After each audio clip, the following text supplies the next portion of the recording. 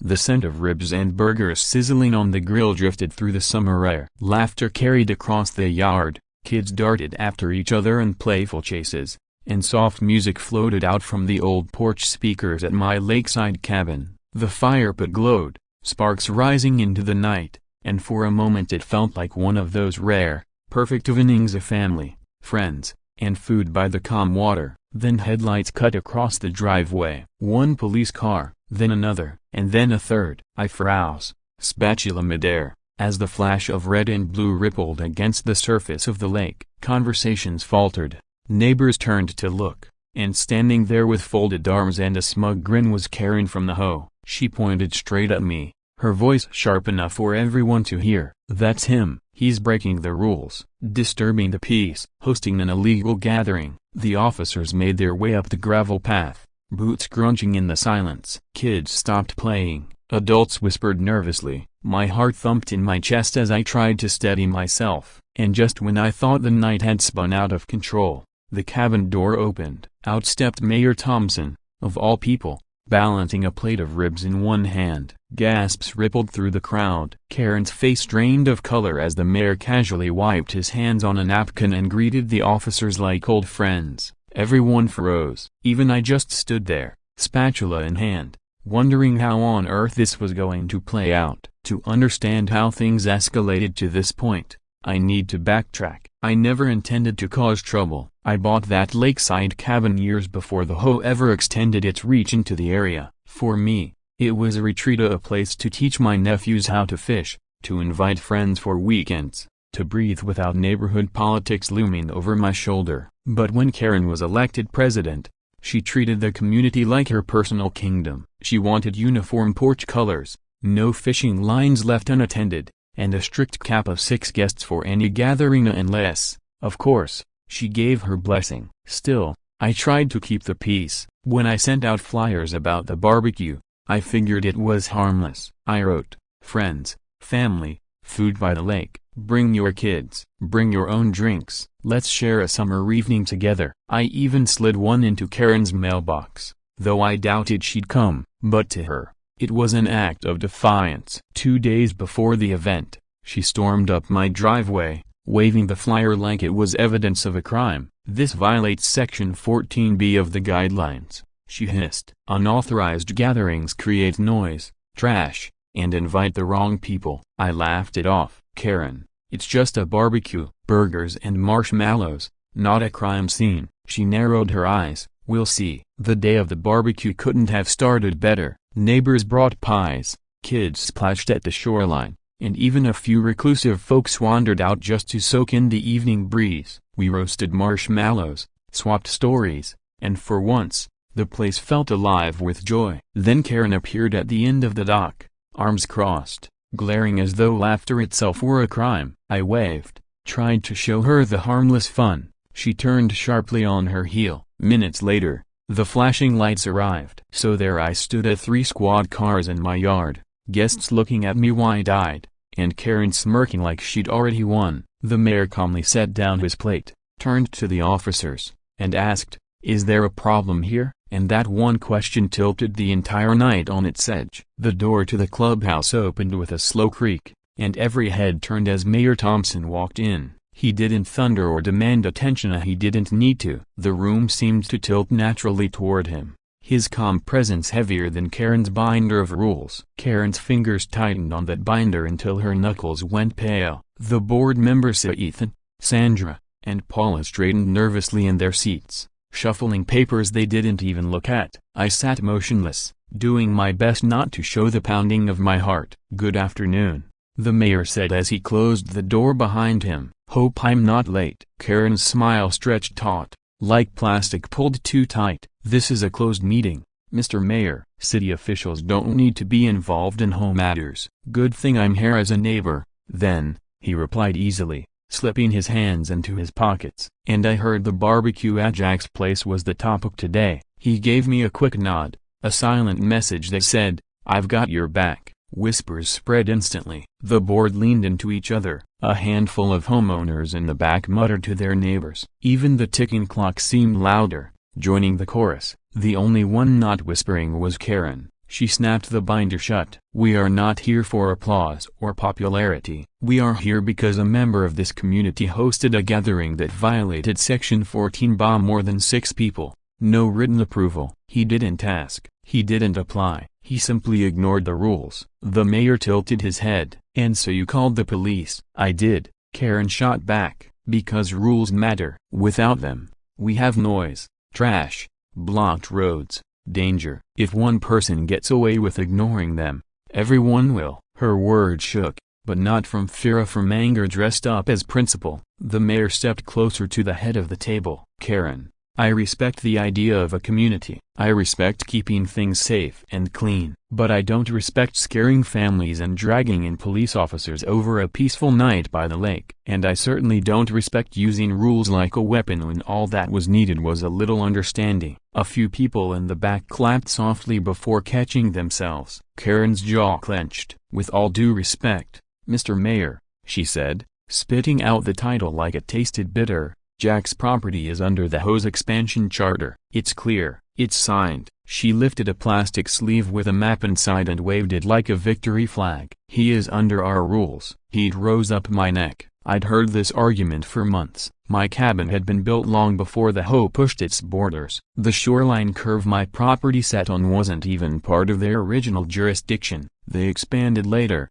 suddenly dictating paint colors, mailbox designs, and filing reports for something as simple as leaving a tackle bucket on the dock. The mayor remained unshaken. He slipped a folded packet from his briefcase and placed it on the table. "Yes, I've seen your expansion filing. I've also seen the county records from a decade before that." He slid the first page toward her. "Jack's parcel is grandfathered. You can make suggestions, but you cannot legally fine him for having a barbecue." The room leaned in like sunflowers toward sunlight. Karen's eyes stayed fixed on the paper. "Where did you even get this?"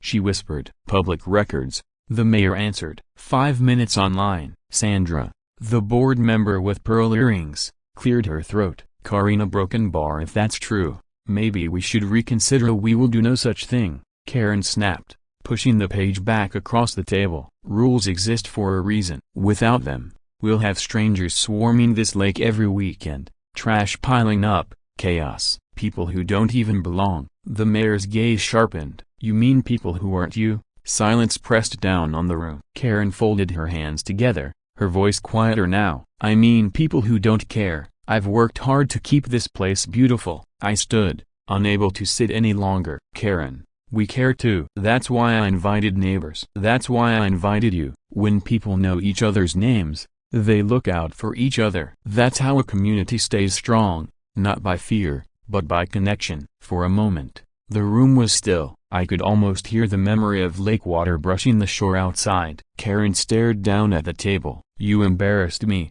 she muttered, "in front of everyone, in front of the mayor." The mayor shook his head. "No, Karen, you embarrassed yourself when you called the police over a cookout." A chuckle escaped from the back of the room. Karen's jaw tightened again. "Are we finished?"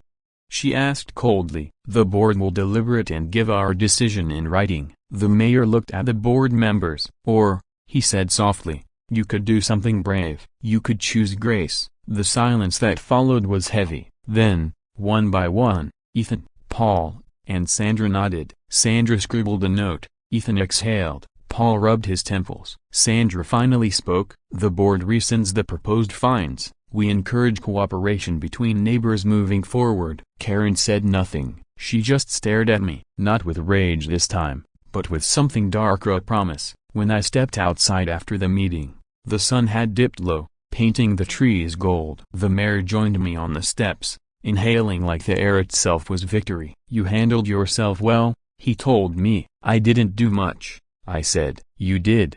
You invited me to dinner." He smiled. "And I like dinner." Then his face grew serious. "Remember this, Jack, you can win an argument and still lose a neighbor. Don't go quiet out of fear, but don't get loud out of pride either. Keep doing the small good things. They add up." "Small good things," I repeated. He clapped me on the shoulder and headed toward his car. "See you at the lake." Dust curled behind his tires as he drove away. The days that followed felt lighter. I fixed a loose board on the dock, helped Mike with his porch light, handed worms to 2 kids fishing at dawn, carried groceries for Mrs. Green, who leaned on her cane while telling me stories about her husband playing harmonica at sunset. People forget to talk, she told me. They complain plenty, but forget to talk. Talking's cheaper.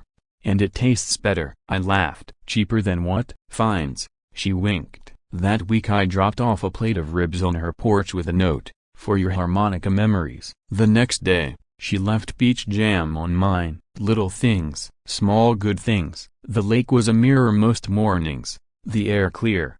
Kids from the barbecue waved as they biked past. Lily, my friend the teacher, showed up with a stack of hand-drawn thank you notes from her students. Stick figures eating ribs never looked so heartfelt.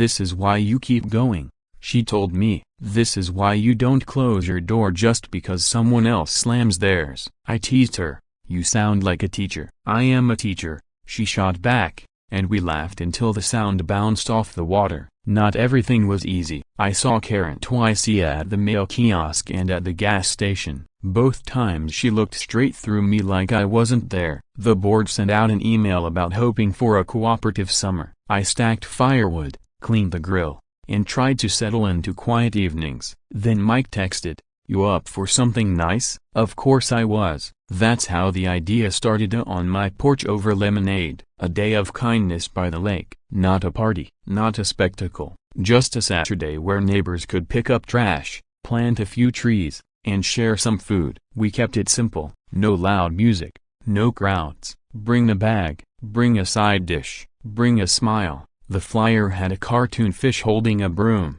It was so ridiculous it made people laugh. I printed 20 and walked them door to door myself. Mrs. Green promised sweet tea. Lily said she'd bring her students painted kindness stones. Mike said he'd show up with a rake and his bad knee. I promised ribs. And yes, I slid one under Karen's mat, too. When Saturday came, the sky was clear and the air smelled like pine. I set out gloves, bags, and a jug of water on a folding table. People trickled in. Mike first, then Lily, then Mrs. Green with mason jars of tea clinking in her basket. Two teens I'd never met asked where to start. We spread out along the shoreline, filling bags with bottle caps, old fishing line, even a lone shoe. Lily showed kids how to plant saplings. Mike found a rusted can and raised it like a trophy. We laughed, we talked, we took our time. At noon, we washed our hands in the lake and sat under the shade to eat potato salad, cornbread,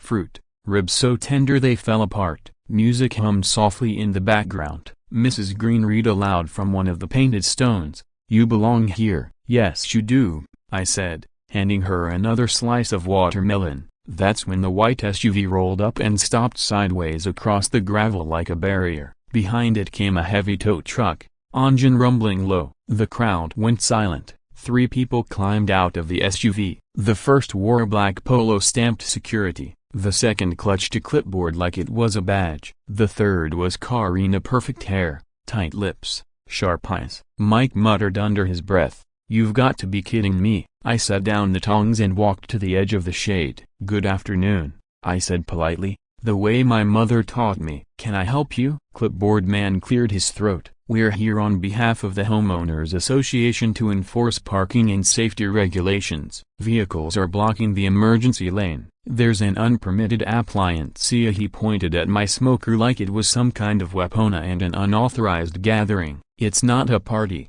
I said. "We clean the lake. We're just eating lunch." Security paced the line of parked cars, jotting down license plates. The tow truck growled forward an inch. "No phones," Karen barked suddenly. "No recording." "Ho enforcement." Lily raised hers anyway, steady and firm. "This is a public road. I pay taxes." Heads nodded. Teens stiffened. Parents pulled kids close. Karen stepped toward me, close enough that I could see the small freckle near her eye. "You think food and friendliness will protect you? Kindness isn't a shield. Rules are. I won't let you turn this lake into a playground." I forced my voice calm. "Karen, look around. Do you see trash? Do you see chaos? You see families. You see neighbors planting trees and picking up garbage. We made this place cleaner. My shoreline," she repeated, as though the words were made of gold. The tow truck driver jumped down, looking weary. "Which one?" he asked Clipboard man. gesturing at the parked cars. Clipboard didn't hesitate. Start with the van, the one on the grass. I turned and froze. It was Mr. Harris's wheelchair van. The front tires sat barely 2 inches on the grass. Moved that way only to leave space in the lane. 2 inches. I told you, we can move it, I said, quickening my pace. He'll move it. No need for this. Too late. Clipboard man replied flatly. Violations already written up. Mr. Harris's grandson looked up at me, eyes wide. "See, a broken bar. Grandpa's knee is bad today. I can move it. Just give me a minute." "Step back," Security Polo ordered, his hand out like a stop sign. The tow cable clattered against the gravel. The hook caught the sunlight, gleaming sharp as a knife's grin. The kids froze mid-bite. Mrs. Green gripped my arm. Lily's knuckles went pale around her phone. "Don't," I begged, turning toward Karen. "Don't do this." She stared straight through me. "Enforce it," she said coldly. I stepped closer to the driver, hands open, voice steady the way it gets when trouble is too close. "Look, man, this van's for someone with disabilities. Give us 60 seconds and it's out of the way. Nobody gets hurt. You don't need to do this." The driver's eyes flicked from me, to Clipboard man, then to Karen. His jaw worked like he was chewing something bitter. "Orders are orders," he muttered, though it didn't sound like a win. The hook slammed against the axle. The cable tightened, metal groaning like it was afraid. "Stop," Lily shouted. "He's getting the keys." The tow arm jerked upward. The wheelchair ramp rattled. Mr. Harris cursed low under his breath. Kids began crying. Someone yelled, "Call the mayor." Another answered, "He's coming." The whole place pulsed like a heart that had skipped and couldn't find rhythm again. I moved before I could think. "Enough," I said, planting myself between the van and the hook, arms raised, gravel cutting through the soles of my shoes. "You're not taking this one." Security Polo's hand shot out, stopping just short of my chest, hovering like a brand. "Sir, step aside." The cable strained tighter. The van groaned. The ramp trembled. Mr. Harris's grandson fumbled the fob, hand shaking so badly he dropped it. Plastic cracked against rock. "Lift it," Karen ordered, her voice slicing the air. The tow truck's engine roared. The arm lifted. The van lurched onto its front wheels, shrieking metal tearing into the air with the crowd's screams. The front tires dangled inches above ground, the cable wailing like a tortured string. The crowd shouted a chaotic, furious "Stop, that's illegal, put it down." I pressed harder into the gravel, palms out as if I could hold the machine back with nothing but defiance. The driver's face twisted, sweat beading down his temple. His grip faltered but the lever didn't stop climbing. Security Polo hovered closer, cologne stinging my nose. His hand lingered inches from shoving me, but he didn't dare touch. Then a child's voice pierced everything. Mr. Harris's grandson clung to his grandfather's sleeve. "They're taking our van. Grandpa broken bar. What if you can't get home?" The words froze the air. Even the birds fell silent.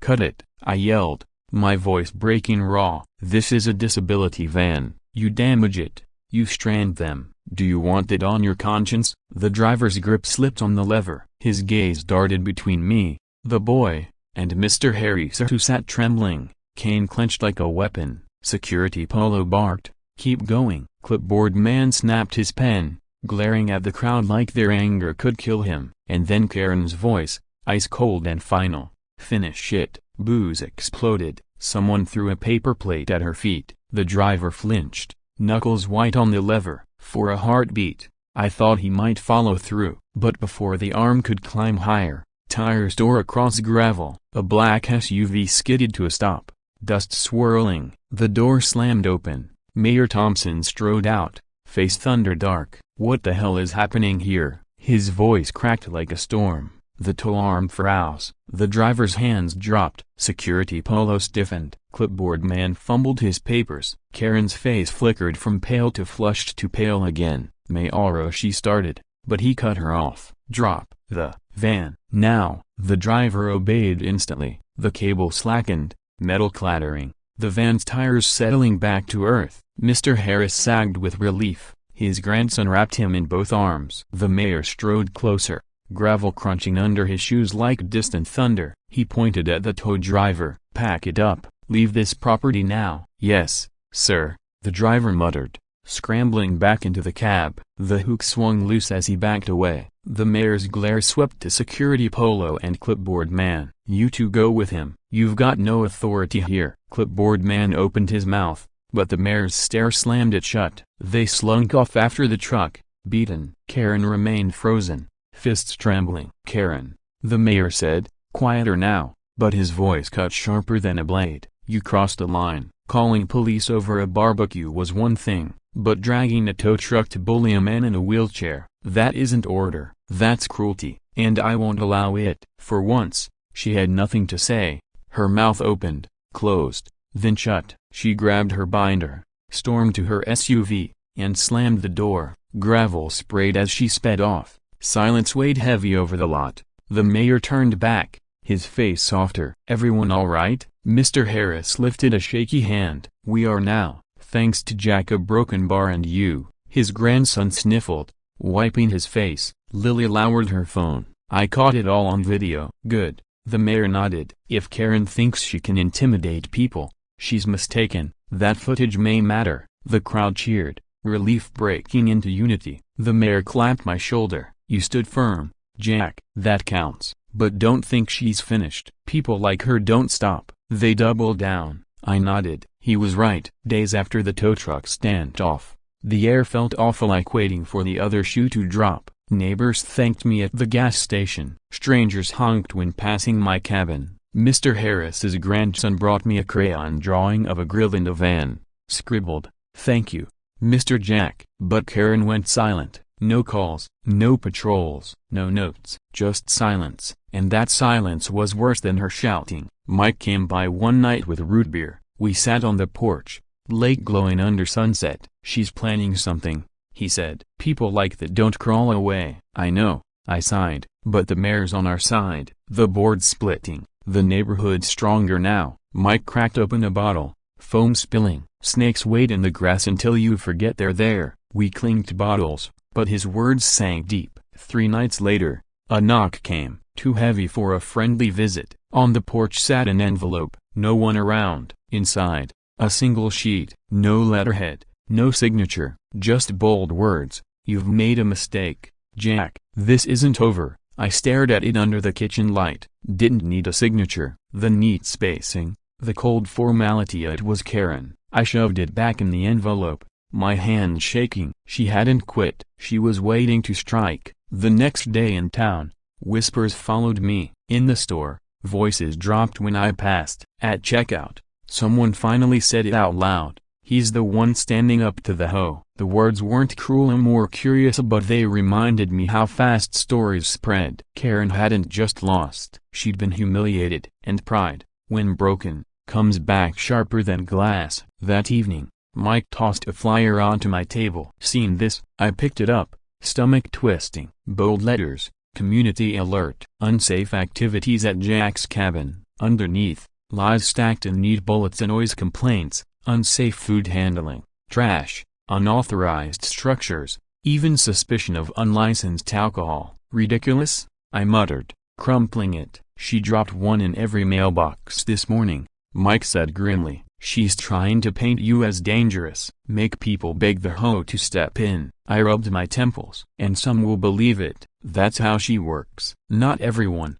Mike said firmly. "They saw her try to tow a disabled man's van. They know the truth." "Don't let this shake you." But it did. Not the lies themselves, but the speed at which lies dressed as a official can spread. 2 days later, the HOA announced a special disciplinary hearing. Topic: community concerns regarding Jack and his cabin. I almost laughed. Almost. But instead, that cold ripple returned. Karen wasn't hiding anymore. She was doubling down. Friday night, storm clouds gathered. The clubhouse lot was packed. Inside, the air buzzed with tension. Karen sat at the head, binder stacked high, pearl necklace shining under harsh lights. She didn't even glance at me. The rest of the board sat stiff and weary. Lily waited, arms crossed, phone in hand. Mike nodded as he limped inside. Mrs. Green clutched her tote bag, ready with comfort. Karen stood. Her voice rang sharp. "We're here to address the repeated violations tied to Jack's property. Numerous residents have raised concerns. This board can't ignore them. Tonight, We'll hear evidence and vote on whether to escalate to legal authorities. Gasps rippled. Legal authorities? Someone muttered. I took a steady breath. Karen, with respect, there's no crime, no danger, just neighbors sharing food and time together. She smirked. We'll see. I tapped the binder, and right on cue, the same clipboard man from the tow truck ordeal walked in with a thick stack of papers. He began handing them out to the board and audience. Grainy photos, dimly lit snapshots, trash bags tied near the fire pit, cars parked a little over the gravel line, a neighbor holding a beer bottle at the dock. Karen's voice oozed with triumph as she narrated. Here's proof of noise, proof of litter, proof of alcohol by the lake, which is a liability issue, proof of vehicles blocking access. Exactly what we warned about. The room gasped. She'd twisted half-truths into something ugly. I stepped forward. That trash? Those were our tied-up bags before hauling them to the bin. That car? Moved in under 10 minutes. And the alcohol? A single neighbor with a beer and not a crime. Not distribution. Karen slammed her hand on the table. You always have excuses, Jack. But rules are rules. If we let you break them, what's next? Bonfires, fights, property damage? Do we wait until a child drowns before we say enough? Fear spread quickly. Heads nodded. My chest tightened. Then a voice cut through the tension, a sharp and unwavering. Lies. Every head turned. Mrs. Green stood tall, leaning on her cane, eyes blazing. I was there. I saw Jack feed kids, carry plates for me, pick up trash others left behind. I saw neighbors laugh together for the first time in years. And I saw Karen humiliate him for it. The room erupted, a clapping, shouting. Karen's face flushed crimson. Before she could speak, another voice rose, trembling but clear. Mr. Harris's grandson clung to his grandfather's arm. Jack saved our van. If he hadn't stood in front of it, we'd have no way home. He cares about us. Karen doesn't. The applause was stronger this time. Even Ethan and Sandra exchanged uneasy glances. Karen snapped her binder shut. This is not a popularity contest. This is about order. And that's when the doors opened. Mayor Thompson stepped in, calm, steady, his presence commanding. His eyes burned with quiet fire. Then let's talk about order. That moment shifted everything. I reminded myself who we were. I was just Jack, a man fighting for kindness. Karen, the HOA president, had turned her pride into a weapon. The mayor, steady and fair. And my alias Mike, Lily, Mrs. Green, Mr. Harris, and his grandson stood as living proof that small acts of goodness mattered. The mayor's voice cut through the silence like a gavel. True order isn't about control. It's not about who can shout the loudest. It's about respect and neighbors watching out for each other. Leadership that serves, not bullies. Karen bristled. This isn't home matter. You have no authority here. He turned to her slowly, his gaze unshakable. I have authority as a neighbor, and as a citizen who won't stay quiet while cruelty pretends to be order. Murmurs swept the room, followed by applause. He turned to the board. Sandra, Ethan, Paul, do you believe this community is safer, kinder, stronger because of Karen's actions? After calling the police on a barbecue, nearly towing a disability van, spreading slanderous flyers? Sandra faltered, then whispered, number. Ethan's voice was stronger. Number. It's divided us. Paul sighed. It's gone too far. Karen's jaw dropped. Cowards. You'll let him destroy everything we've built. She pointed at me, trembling with rage. The mayor lifted a hand. No one is destroying anything. Jack is building community. You're tearing it down. Karen's knuckles whitened around her binder. Without rules, people get sloppy. They ruin everything. Or, the mayor said gently, they learn to carry you because someone showed them how. Kindness spreads. Neighbors become friends. Mrs. Green tapped her cane. Amen to that. Karen's face burned red.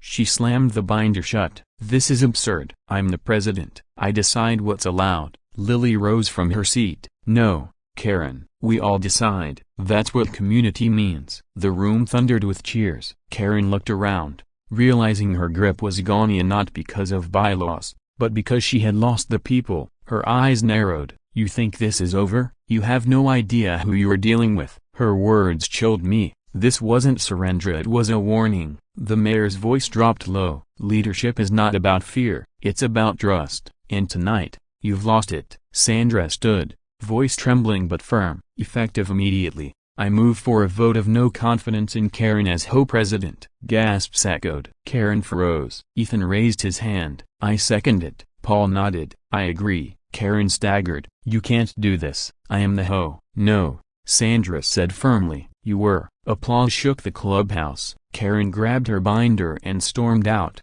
slamming the door so hard the windows rattled. Relief washed through the room. People hugged, laughed, clapped me on the back. The mayor smiled. You didn't just save your cabin, Jack, you saved this community. But deep inside, I knew she wasn't finished. Her eyes before she left told me she was planning something bigger. And I was right. Days later, Mike rushed over, phone in hand. A blurry photo of my cabin had been posted in the local Facebook group. Unsafe structure, illegal expansions, possible zoning violations under investigation. Dozens of comments filled the thread. She's coming after your cabin now, Mike said grimly. She's going for the land itself. The thought hit me like a stone in the gut. This wasn't just about barbecues anymore. Karen wanted me gone. A cabin, land, everything. The next morning, I went to the zoning office. Sure enough, a complaint had been filed. Claims of unauthorized expansion to the porch,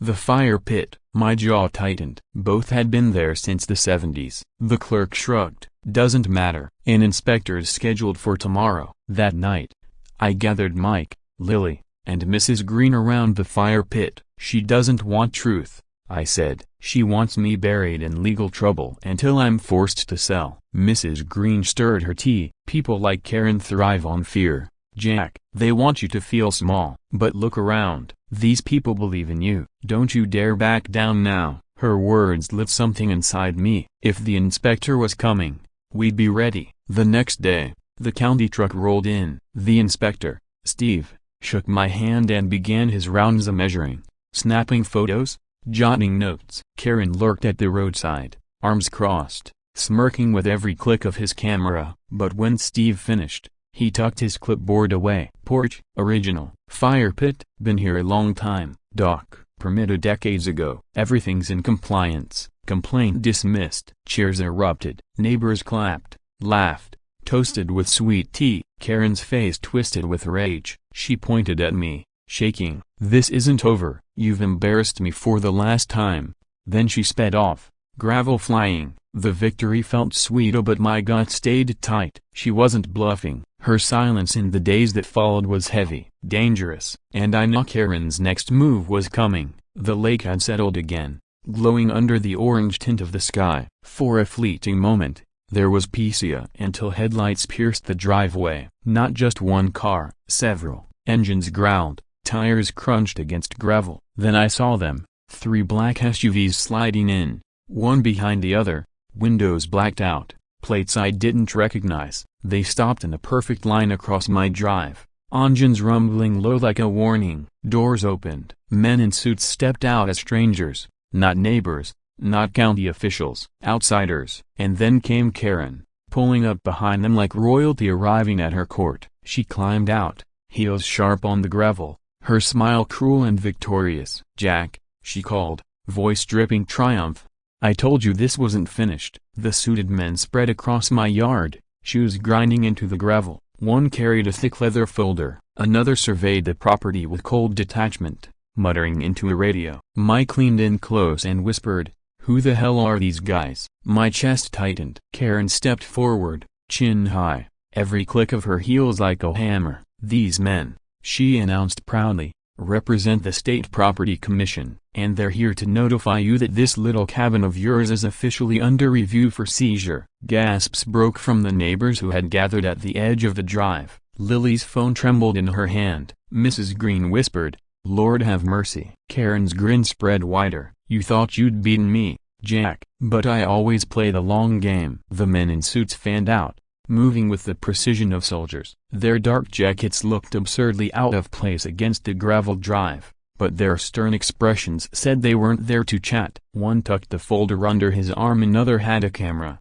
snapping photo after photo of my cabin, my porch, my DACA, as though building a case before charges were even filed. Karen stood nearby, arms crossed, grinning wider with every flash of the camera. "Well, Jack," she purred, It seems your little barbecue has consequences. I clenched my fists but forced my voice steady. What exactly is this? The man with the folder stepped forward, his tone clipped and practiced. On behalf of the State Property Commission, we are conducting the review into potential violations and unauthorized modifications, shoreline encroachment, and failure to comply with updated zoning ordinances. My brow furrowed. Encroachments? This cabin had stood long before half the neighborhood was even built. That may be true, he replied, flipping the folder open, but ordinances apply to all current properties. Our duty is to inspect, and if necessary, pursue seizure or demolition of non-compliant structures. The crowd gasped. Mrs. Green shook her head,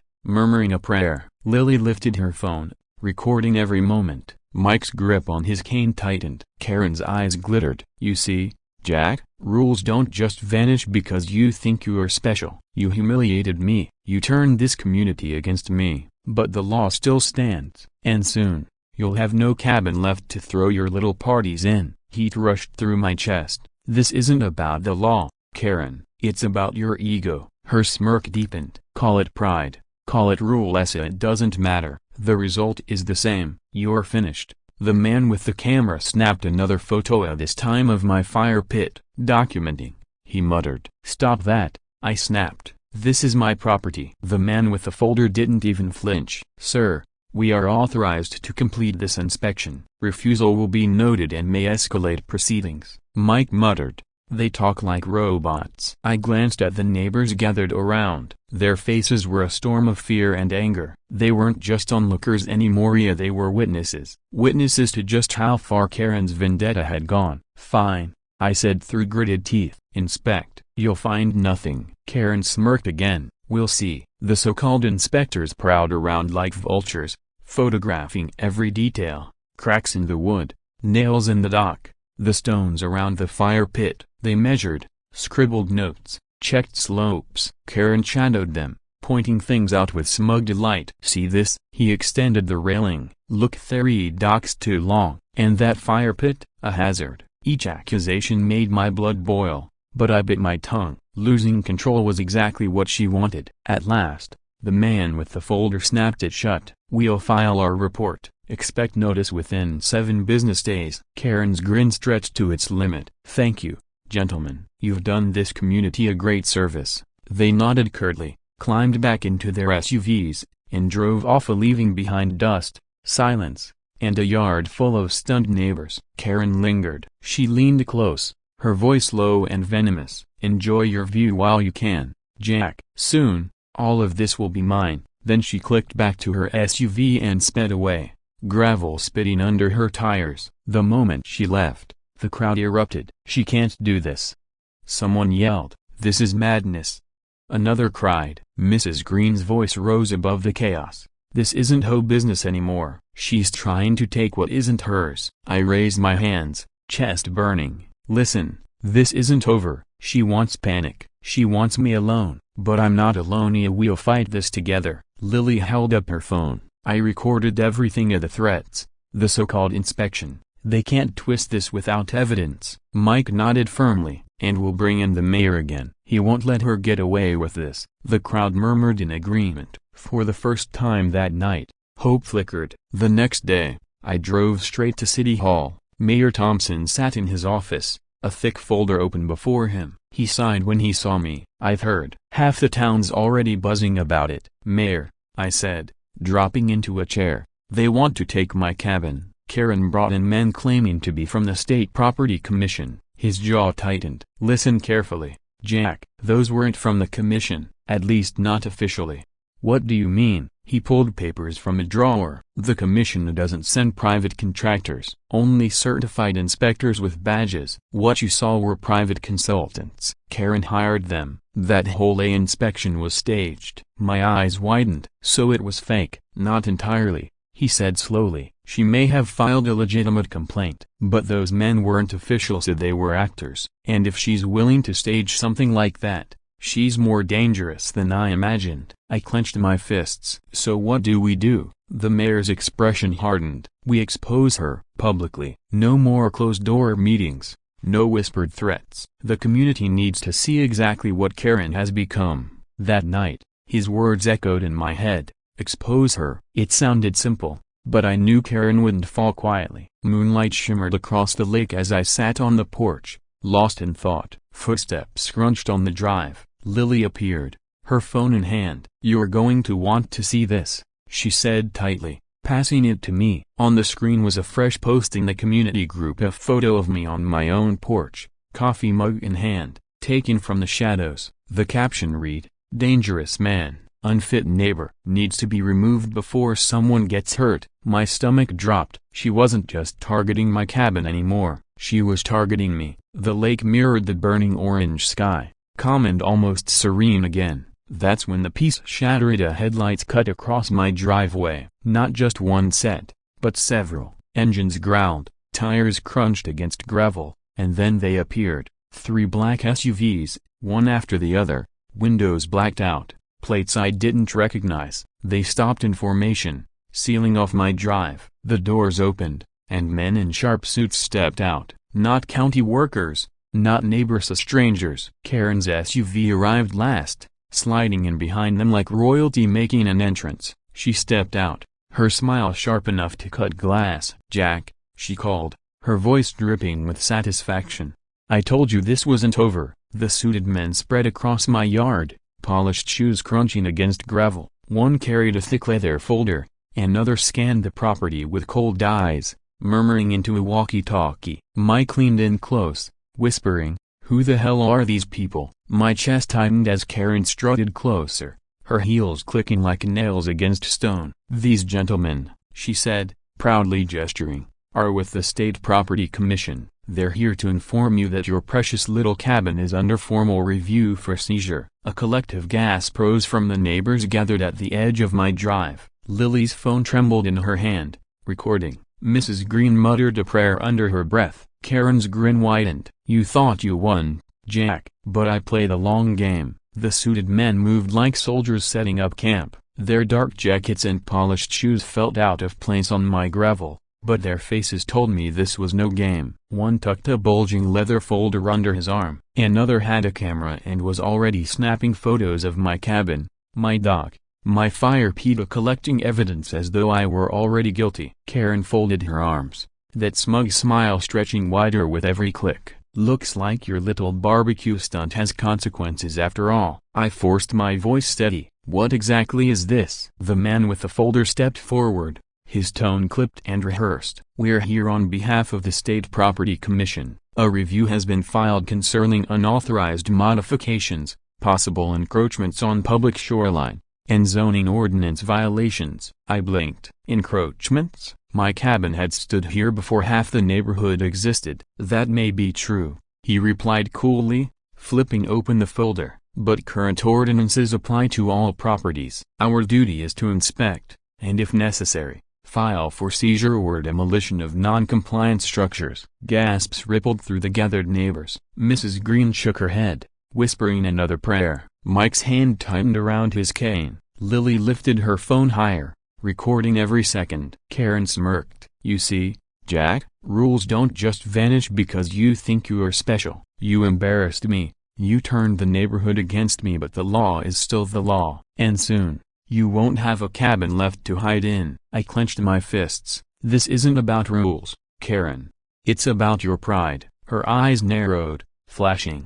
"Call it whatever you want. Pride, rules, order. The outcome is the same. You're finished." The man with the camera snapped another picture, muttering, "Documenting." "Stop that," I barked. "This is my property." The man with the folder didn't even flinch. "Sir, we are authorized to conduct this inspection. Refusal will be noted and may escalate proceedings." "They talk like machines," Mike muttered under his breath. I looked around at the crowd. Fear and anger swirled in their eyes. They weren't just neighbors anymore, they were witnesses. Witnesses to how far Karen was willing to take her vendetta. "Fine," I said stiffly. "Inspect, but you'll find nothing." Karen's smirk deepened. "We'll see." The inspectors moved like vultures, circling my cabin. Every creak of wood, every nail in the dock, every stone around the fire pit snapped, measured, scribbled. Karen followed, gleefully pointing out details like a malicious tour guide. "See here?" He extended the railing. "Look there, the dock's too long. And that fire pit, a hazard. My blood boiled with each accusation,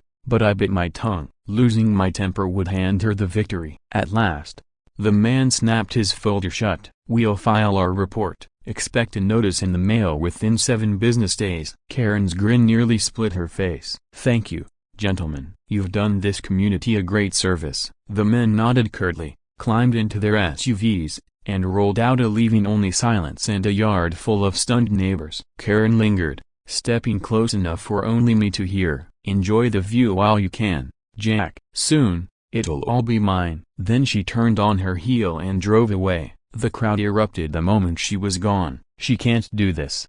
Someone shouted, "This is madness!" Another cried. Mrs. Green's voice rose above them all. "She's gone too far. This isn't her business anymore. Yeah, she's trying to steal what doesn't belong to her." I raised my hands, chest burning. "Listen to me. This isn't over. She wants panic, but we won't give it to her. She wants me isolated, but I'm not. We'll fight these together." Lily stepped forward, raising her phone. "I've got everything recorded. The threats, the intimidation, the fake inspection. They can't twist the truth when we've got proof." Mike nodded firmly. "And the Mayora will get him involved again. No way she pulls strings like this without oversight." Murmurs of agreement trickled through the crowd. For the first time that night, a flicker of hope stirred in me. The next day, I drove straight to City Hall. Mayor Thompson sat in his office, rubbing his temples over a thick stack of documents. He looked up with a weary sigh. "I've already heard, Jack. Half the town's buzzing about it." "They want to take my cabin," I said, dropping into the chair opposite him. "Karen brought in so-called inspectors. Said it was under review for seizure." The mayor's jaw tightened. "Listen carefully. Those weren't State Property Commission officials, at least not officially." I frowned. "What do you mean?" He opened a drawer, pulling out paperwork. "The commission doesn't use private contractors. They send certified inspectors badges, documentation, the whole deal. What you saw, private consultants Karen hired. It was theater, a scare tactic for you and the community." The realization hit hard. "So, it was staged." "Not completely," he said grimly. "She may have filed a real complaint, but those men weren't authorized. They were actors. And if she's willing to stage an inspection, she's more dangerous than I thought." My fist clenched. "So what now?" The mayor's eyes hardened. "We expose her, publicly. No backroom meetings, no whispered threats. The whole community needs to see exactly what Karen has become." That night, his words echoed through my head. Expose her. It sounded simple, but Karen wouldn't go down quietly. As the moon rippled across the lake, footsteps scrunched in my driveway. Lily appeared, her phone clutched tight. "You need to see this," she said, handing it over. On the screen was a fresh post in the community group, a photo of me, sitting on my porch, taken from the shadows. The caption read, "Dangerous man, unfit neighbor, needs to be removed before someone gets hurt." My stomach dropped. Karen wasn't just after my cabin anymore. She was coming for me.